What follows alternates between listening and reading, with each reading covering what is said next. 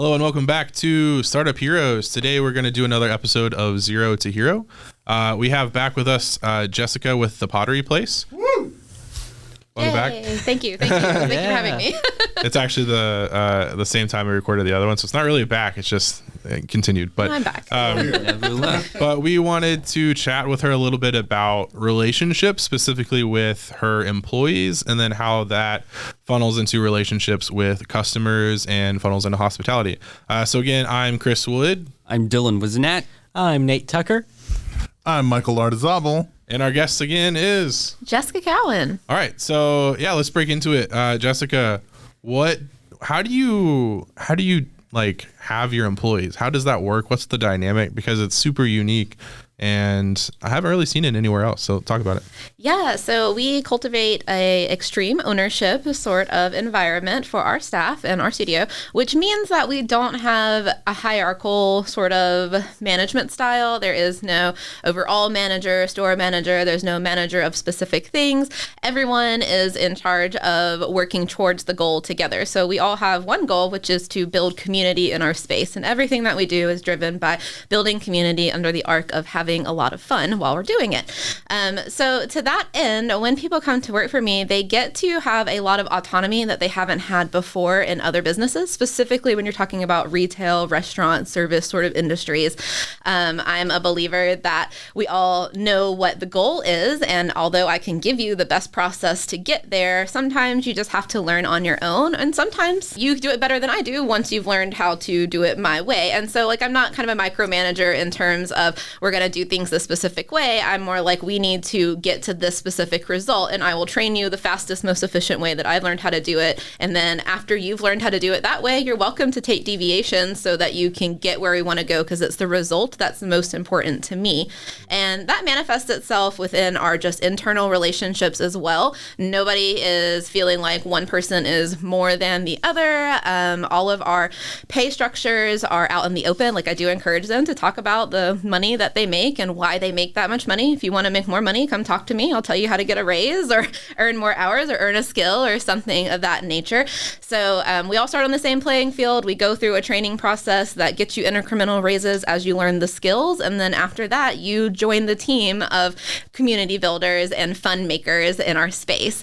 And so when it comes to problem solving with customers, which we don't have a ton of, but we all have problems from time to time, they get a lot of say in finding the problem. So we have a solution seeking model where we learn all about what the problem is right now and what we can do to fix it, which 99% of the time is not a refund. I think so many business owners skip over the relationship building part by just saying, well, just give them a refund. That's what the corporations do. They already have a loss line for that. So give them a refund. Let's not worry about it. They'll be happy to have their money back. But you didn't cultivate a relationship with the customer. You didn't give your employees a chance to learn something. Like, at the end of the day, that was just a dead transaction for you, for everybody. So I really kind of invested in teaching them how to talk to people, learn why this is a problem, and then discover what the solution will be that works for that particular customer. And so maybe it's a credit to come back and paint. Maybe it's a to-go kit with the exact same thing that they painted and the colors that they use so they can recreate it. Maybe I need to paint one specifically for them. There are lots of different options of what that might look like, and we want to choose the one that's right for them because we want people to feel like they've been seen, heard, and accepted, because that is the community building aspect of the whole thing. So you have a lot of autonomy for your employees, but also, how long is your training manual? 100 pages. So talk about kind of the dynamic of autonomy with super well-structured guidance, because I think one line that we use a lot is, you can't expect someone to succeed if you haven't given them the tools to succeed.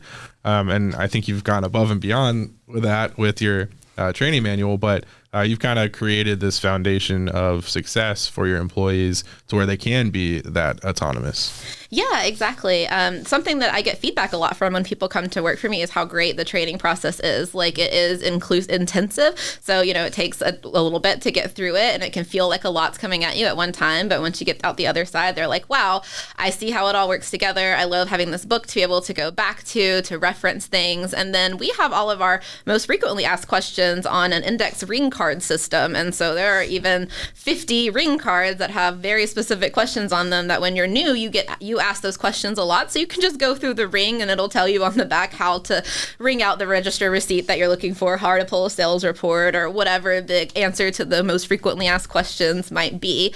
And so because they can always go back and that training manual is always available to them, they tend to be able to find the answers to their questions without having to ask me, but they're also not afraid to ask me questions to help grow their knowledge set as well. And I think that the training process coupled with that extreme ownership really helps them take that ownership and say, well, I know what the process is supposed to be. I know what the result is supposed to be.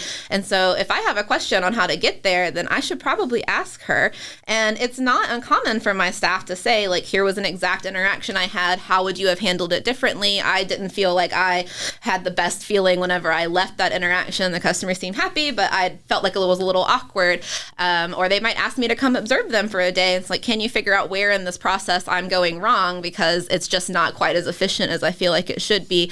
And because they're so open to feedback, because they all want to reach the goal and we're working together, it just creates this really great environment, Yeah, that's so good. There's honestly so much of that. I'm like, I want to unpack this a little bit more. Like, that and that one and that one. So first off, one of the things that came into my mind, I heard a phrase that I think really connected with me that I hear so much in your business, which is being married to the mission, not the method. And that's really cool that you kind of cast that vision for your employees, which is really cool. And the other thing I was really curious about was like, did you start this kind of unique way of autonomous, like shared leadership all at the beginning, or was this something that happened later? And I'm just curious about it, whatever that origin point was there things that worked really great or things that you had to like workshop over time? Yeah, I'm just so curious about like how that evolved. Yeah, totally. Well, I will say it didn't start out like that. I mean, my structures that I had always been from is I was always a regional manager or store manager or district manager, something like that. So I've always was in a very hierarchical sort of thing. And, for the most part, I've always been in the upper management versions of that. But when the pandemic happened, there was this huge discrepancy in the way that we treated people across the board, but particularly when it came to the ground level people working in the retail and service industries versus the people who were working the work from home jobs or things that transitioned into work from home. And so I spent some time getting on the horn with everybody that I knew and saying, tell me about your experience as a restaurant manager. Tell me about your experience as a server. Tell me about your experience in a paint your own pottery shop, at a pizzeria. Tell me what this has been like for you during the course of the pandemic and what is making you continue to work there, or what's made you change? Because I want to talk about retention moving forward in these industries. I want more people to see hospitality as a real viable career path, because it is. It's an important one. As we found out during the pandemic, it was the one that everyone still had to show up and come to work to, at the end of the day. So kind of circling back around into that, the thing that all of these different people from different levels and walks of life told me was that they felt like they just had no autonomy during the whole thing.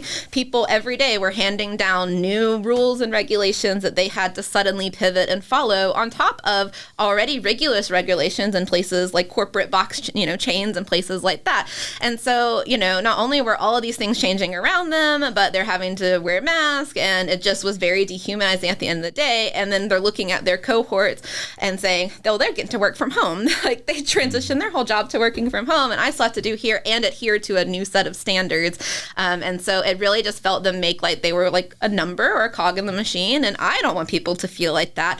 And so taking that experience that I heard from other people and kind of parlaying it to my own business. And I said, well, what do you guys think? Like I value your opinion always. So every time we made a change, we talked about it together. There were some things like mask mandates that we can't really have too much of an opinion on. But when we made changes, we always talk about them together. And they said, well, that's something we like about you is that you want our opinion, you value it, and you help us shape and grow the store. And I'm like, well, what if you had more of that? Like, what if it wasn't just when I'm ready to do a new retail display and I say, what do you think we should put here and how should it look? And we all get excited and we have so much fun putting it together. What if it wasn't just that? What if it was the bigger things? What if it was solving customer problems? Like, what if it was money management? What if? And they said, well, that would be awesome because you're going to give us skills, and you have to hire the right people who support small businesses and they understand the community building aspect, but for them it's an invaluable opportunity. So something I'm curious about with the model that you set up with your business is, where does it go? What is like the setup for your employees, and how are you like helping them to grow and keep like encouraging them to want to be a part of it? Because a big thing I know too in the service industry, I've experienced this, is the fact that many people in it feel like they reach a point in it where they cannot go higher, especially like with being like a server or anything like that. I've had jobs like that where it's like, okay, I'm now the manager of the shop. That's it. There's no further up or anything like that. So what do you do to kind of like empower your employees to like encourage them to want to stay and develop new skills and want to move up in your company? Okay, well, long term, yes, I want people to move up in my company, but I want them to follow their own dreams and goals. So I'm more invested in making sure that I'm facilitating that. I feel like my business will just grow as a result of finding the right people and supporting their growth. So I want to find people who want to be entrepreneurs, and I want to help move them in that direction by giving them that real world experience, which I think the extreme ownership really helps them understand that it's not just show up and do your very specific job, like the small business ownership. And if you want to be a big business, you got to be a small business at some point in time. So you're going to have to understand that there is a ton that goes into working this thing.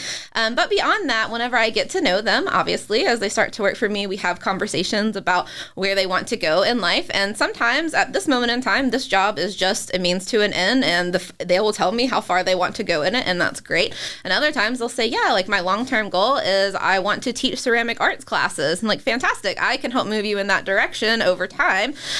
So when I hire people, when we do our little interview, we talk about what your pathways to success look like. And I say, everyone starts here. We're heavy on the hospitality and customer service.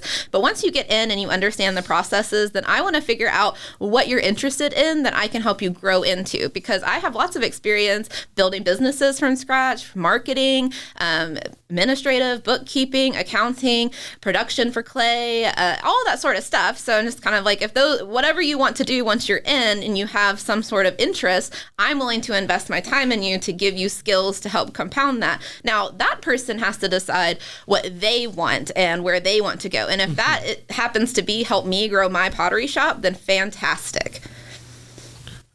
Something that I've been thinking on with Jasmine recently is this dynamic of you can't make people believe in your vision. They have to believe in their own vision.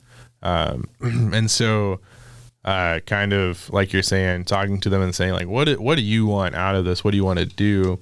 Because even if you have like the most gung-ho, like Nate, for example, like Nate's one of the most enthusiastic gung-ho people I've ever met. And he would do like pretty much anything for this business because he loves it. But in the long term, if, there's going to be a point where if it's not something that he believes in wholly and is like his vision, he'll get burnt out, or he'll basically not want to do it anymore. But if instead it is his vision and it's something that he wants to do, like, if he really wanted to become the mayor one day, like how could be caffeinated to help him become the mayor, stuff like that. So is that kind of your belief too, is you have to find their vision and their why and then kind of connect it in with the business? Or Yeah, absolutely. I mean, my number one title as I see myself in role is as a leader, and my leadership role is to facilitate and to serve others. I just have a platform of a pottery shop that helps me do that. Like, I'm not trying to take over the world with my pottery shop. I'm trying to give people stepping stones into career paths, to exploring creativity, to learning about clay or ceramic arts, just to have a job during college, whatever it is that you need. If you fit into the culture, and you have to buy into being a community builder and a fun maker and all of those things, but if that's the place you want to be, then I'm a good fit for you. It's going to be inclusive. You're going to learn something, and we're going to be excited for you when you're ready to go off to the next bigger and better thing. So how does that funnel into the customer experience? Because I feel like, I've gone and painted stuff at the Pottery Place before. It's always fun. The employees there, apparently call me like country boy or something, but they're really nice, at least to my face, if not behind my back. Just kidding. But they always seem like they're there to be there and to be successful. So how do you think that your dynamic with your relationships with your employees has helped with your customer experience and hospitality, and how your business has succeeded? Yeah, well, I mean, for one, I think that when you're a leader, you have to set a vision, because, I mean, who's going to follow a leader that doesn't have a very clear vision? And so my employees are quite aware of my vision for the community, and they know that I'm not in it to make $1 million from my pottery shop. I really believe that the profit and the money all comes from serving my higher purpose, and that has come true over and over again. So I'm going to continue to put all of my eggs in that basket and assume that the more that I give back to people, the more that they're going to give back and invest into me. And when I invest into my employees, my time, my effort, the fun things that we do together, they're happy. They're happy to come to work. And when they're happy to come to work, they want to share that and spread that. And that's where it translates into the customer experience, because they're not worried about paying their bills, because they get paid pretty good wage, especially compared to other people in the area. They get perks. We do fun stuff together.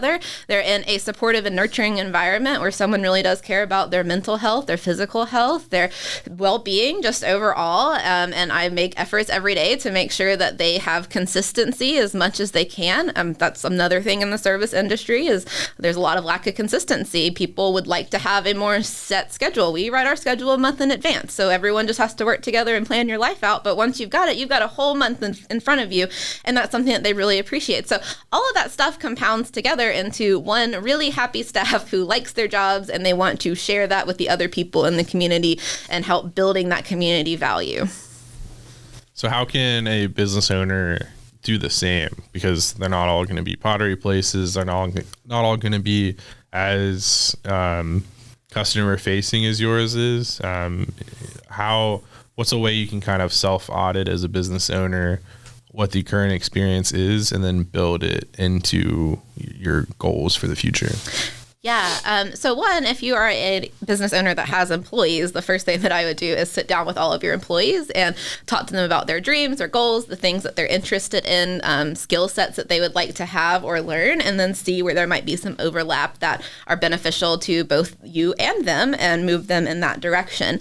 That's just the first part, just to making sure that like you're building a relationship with your staff, because you're going to need that to get them to do the customer service touch points, even if you're not customer facing. The second thing is, like, if you don't have employees, or if you're just not customer facing, I would do a physical customer touch point audit. And so I would go through and pretend that I'm a customer and see exactly what that looks like. Like, do they email you? And then I would email myself an email and see how that looks whenever it comes in from the inbox, and then what I say back to them, how the text is typed out, if it's laid out appropriately, or if I'm using like Comic Sans on accident or something of that nature, about how long it takes to get back. Like, there's a lot of data collection, but the more data that you have, the easier that it is to figure out, like, where you're auditing yourself, essentially. But anywhere that your customer would have an interaction, especially if it's without you, you really want to look at that and make sure that they're getting clear and concise information. If it's a website button, that the button looks good. It's clear that this is the button you should push. It doesn't just say button on it. It says book now, reserve a seat, get your ticket, whatever it needs to be. And I think that people should be a little bit more transparent too with their customers. Like, be real, like, be for real, like, tell us how much it costs to go to the thing, like, that's going to help build the trust and the relationship with the customer.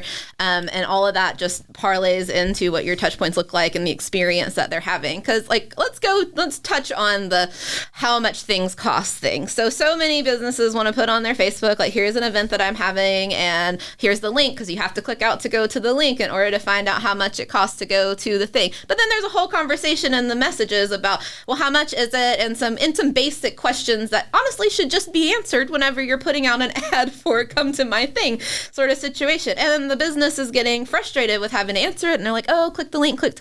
You're witnessing digital hospitality at its least finest right there. Because the first thing you had to do was just be really clear and direct and honest about what it is that you're selling or inviting people to. And if you're not going to do that, be willing to answer those questions in the comments, And so again, like, digital hospitality, that's something that I like to talk about, but that's a customer touch point as well. The beginning of their experience might just be inquiring about about information, and they already have a sour taste in their mouth because they don't know exactly what day it's on, because you said it was on January 20th and forgot to say it's Friday, January 20th. They don't know how much it costs or what time it is or actually where it's at until they click out. Well, by the time they click out, what does your page look like? So it's a whole thing that you have to look at. But once you get all that down and realize that this is all about the relationship building and not just about maintaining your brand, you might have a different perspective, and it make it a little bit easier to audit yourself in that way, because it can be hard to look yourself in the face and go, this does not look good, this is not intuitive, it's not interactive.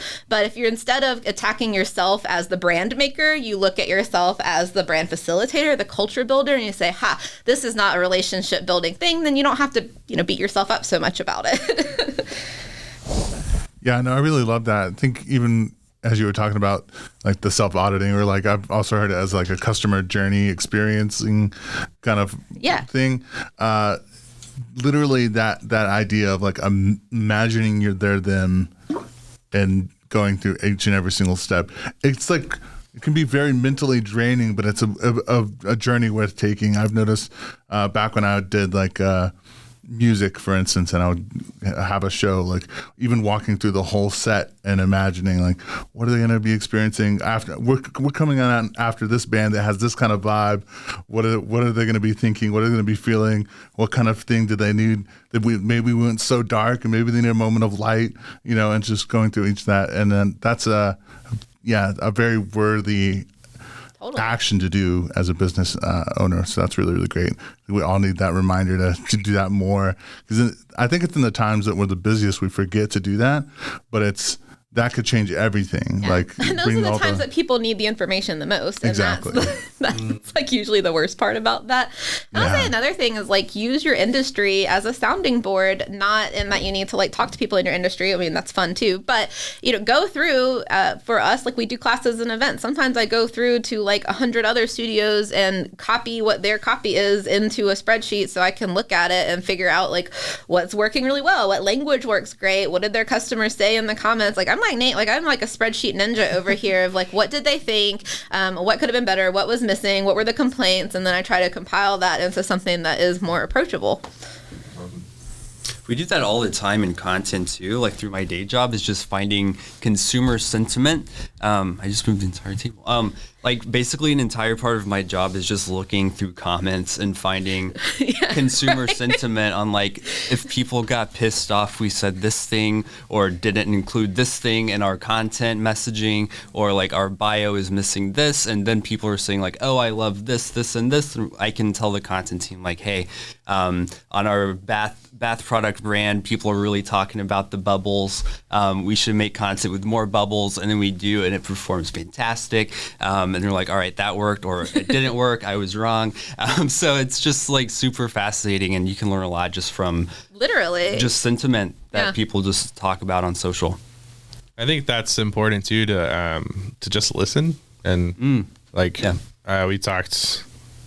I don't know if it's come out yet. I think we talked to one of our other Zero to Hero episodes about just emotional intelligence and listening and being open to ideas. And I think that's something that's really important. But to end this episode, I want each of us to talk about our favorite or one that you can think of fun hospitality moments at a business or brand, or just something that you've done yourself. And I'll start, since I didn't tell y'all before now, but recently we went down to Florida, Alabama for my family's annual get together at Gulf Shores. And we went to this coffee shop. We went last year as well, called Happy Pappy. And it's this really chill, kind of, there's couches and you hang out coffee shop. And they have this board next to the register that has like 9 or 10 drinks on it, and each one's named after a barista. So it's like the Bryce, and it's a drink that barista made. And so you can order like, okay, and that's the one I ordered, was the Bryce, and it was this shaken espresso with brown sugar and something in it, and it was really good. And it was a really fun way to kind of connect with the team by drinking literally a creation that they came up with and that's named after them. And then I let my mom try it, and then she like was trying to put the lid on and kind of spilled some, and so she gave it to me because, you know, I'm a professional barista, and I these are the exact words that came out of my mouth. I said, "Let me put it on. I'm a professional." And then I proceeded to spill the entire cup all over the ground. It was just desserts, and Bryce himself came out to help me clean it up, and without prompting, without asking, he got out a bunch of towels, helped me clean, and then said, "Oh, let me go make you another one." And like didn't make a fuss about it. Just it was obviously the like default decision is when your customer is overconfident in his lid putting on abilities, give him another drink for free, which I paid for it because I didn't feel right, and also I've been there.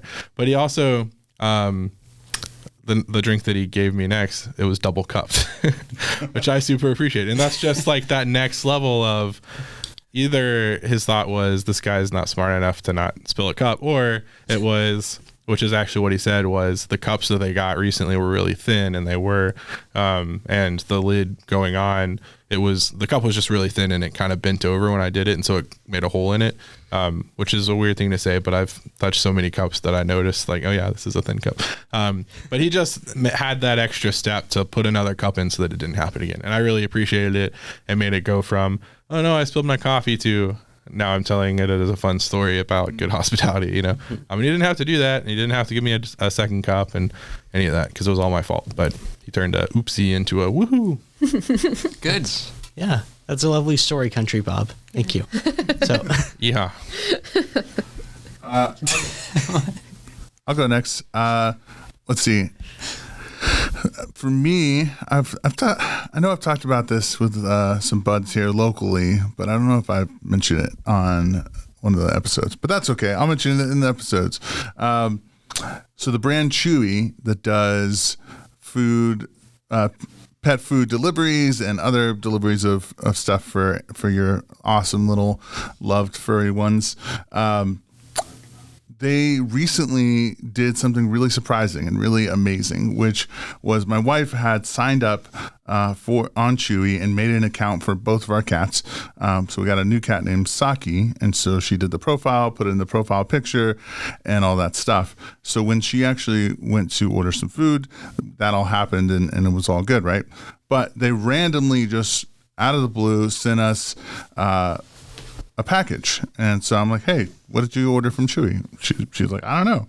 So we opened it up, and it was a hand-painted portrait of Saki, like the same profile picture of Saki, our little cat, and it was her, and that was just so insane. Like, we were freaking out in our kitchen, just like, no one does this. That is so sweet and so nice, and so yeah, literally, I've had a bunch of kind of nice interactions at a lot of places, but when this topic comes up, I cannot think of anything else. Like, I think of Chewy and that's it, because it is just so burned into my brain. And so, yeah, that one really got me.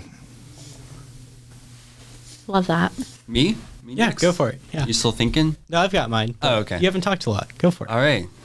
This is the first one that popped up in my head for some reason. It was a few years ago whenever the new Grinch movie came out. Oh, I know this one. Yeah. You know this one? Yeah. All right. Yeah, you were there. Yeah. We went to IHOP to enjoy the Grinch themed pancakes and the minty Who hot chocolate, which was fantastic, by the way. And then, are you showing him the Grinch? Let's be real. Be real. That's fine. And then we were just like waiting, and because we were like, yeah, our friend's coming. He'll be 1 minute. No worries. So they were like, all right, well, just let me know when you guys are ready to order. So he came and sat down, and we waited for like 20 minutes. And they still hadn't come, and they were like, oh, has no one taken your order yet? And you're like, yeah, we were just waiting for my friend to come, but he's here now. And they were like, oh, have you been waiting a long time? And you're like, not too long, maybe like 20 minutes or so. And they're like, oh no, I'm so sorry. And then we ate our meal, and we ordered like a bunch of food. They're like, it's on us tonight. So we got our free minty Who hot chocolate, Grinch pancakes, bacon, no cost. And then we went to see the movie after. Yeah. Great IHOP experience. Yeah. So mine is a little similar to that. It also was at like a restaurant. It was at a local Cajun restaurant. One of the first dates I went on with my partner, I took her to this local Cajun restaurant, and while we were there, I noticed that they had this little like area in the back with like magazines and stuff and like a big huge couch and like a piano. It's obviously like this is where like the musician sits and they just don't have a musician tonight. But I just kept like mentioning to her like, that looks cool. That's a really cool like spot over there. It's like by the window too. I love sitting by windows. I'm like a dog or something.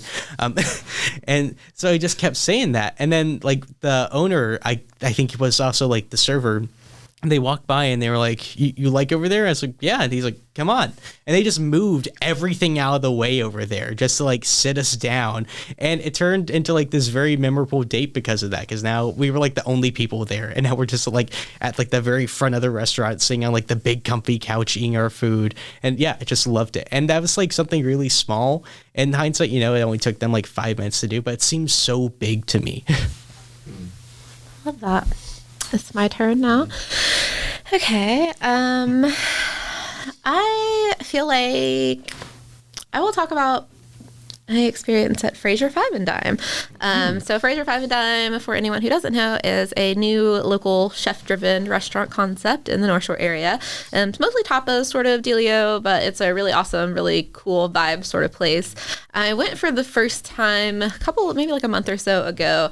And one, like from a hospitality standpoint, like for me in the experiences that I've had, it's been nothing but good. Like they've got a really direct pathway when you walk in. You feel like a superstar walking down a runway, getting to the check-in with the hostess or the host, and then they're always super nice to you. They lead you wherever you want to go. And the cool thing is they do have like a chef side dining almost. They have a little bar that like looks into the kitchen, and you share it with the chef who's doing sending the food out and whatnot.